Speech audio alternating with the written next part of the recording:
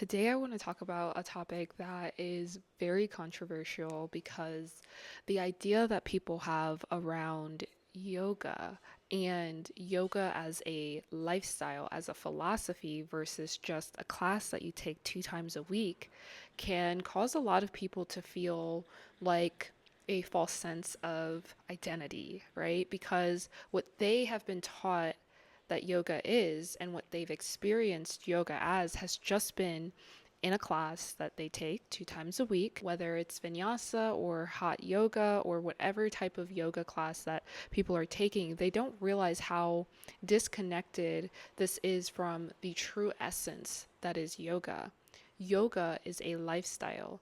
Yoga is a philosophy. Yoga is a way of being. It's a way of life, not just a physical exercise. So in this video, I want to break down to you what yoga is and the philosophy behind what makes this a lifestyle. Once you become a yogi or once you start practicing yoga, you start to see how it trickles into different parts of your lives. You start to see how cleanliness becomes a priority. You start to see how meditation and breath work and peace become who you are. You start to see how things start to come to the surface because in yoga, the idea is to come into divine union with your higher self, to come into divine union with source. Yoga literally means to yoke. And what you're yoking is this union coming back to self. And in order to do so, we have to eliminate a lot of the blockages. And the asanas, or the physical poses and postures, are simply just a way for the body to release, right? And you notice this if you start doing yoga every single day for a couple of hours a day, like we do when we do our yoga training, or when you're going to become certified in some sort of yoga practice. You're doing yoga all day long, and all you're doing is releasing. Your body is constantly releasing energy that has been stagnant, specifically in our hips, because energy gets stored there. Trauma gets stored in the hips, along with our energetic bodies, which we learn a lot about in yoga training, specifically in the philosophy aspect of it. When you start doing the physical asanas, you start to realize the energetic releases that begin to take place. And this is why when people do take up the practice of yoga and going to the classes 2 or 3 times a week, they're able to see how other parts of their lives are simply being cleared out because they're clearing the blockages that are within their body. As within, so without. This is one of the 7 hermetic principles, which I will also be making another video on.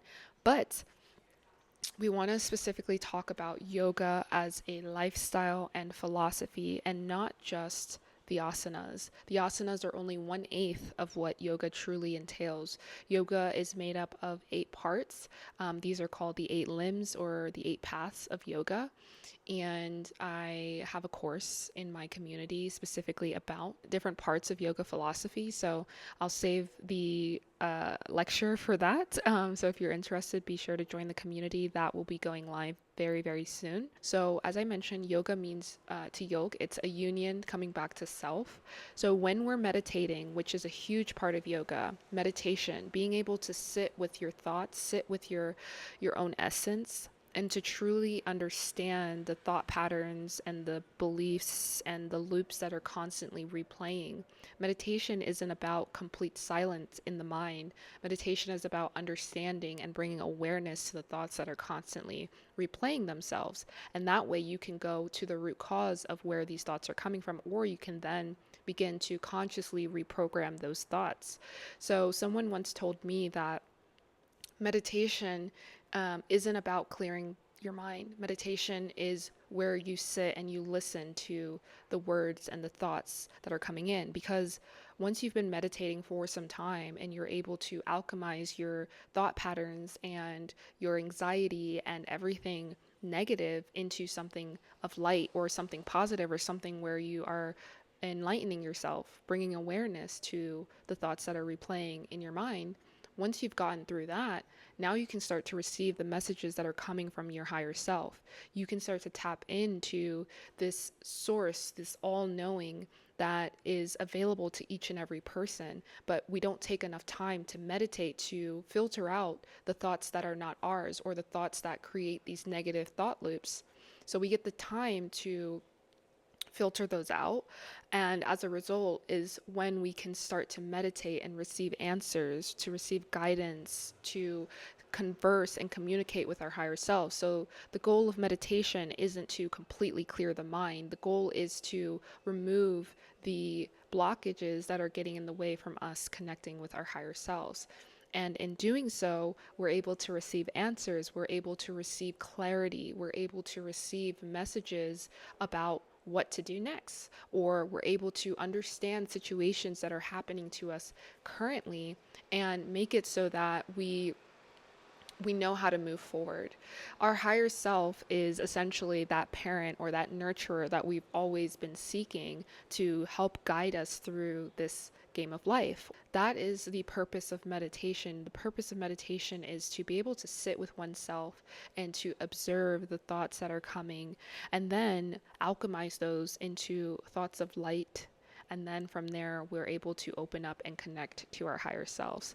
So meditation is a huge part of yoga that I think is lacking in a lot of yoga practices at this point in time. The next part of yoga that's so important in the physical is breath work. Breath is life, prana, chi, and every single philosophy has their way of identifying this, but ultimately breath is life. And so when we're practicing yoga, we want to make sure that we are doing a lot of breath work.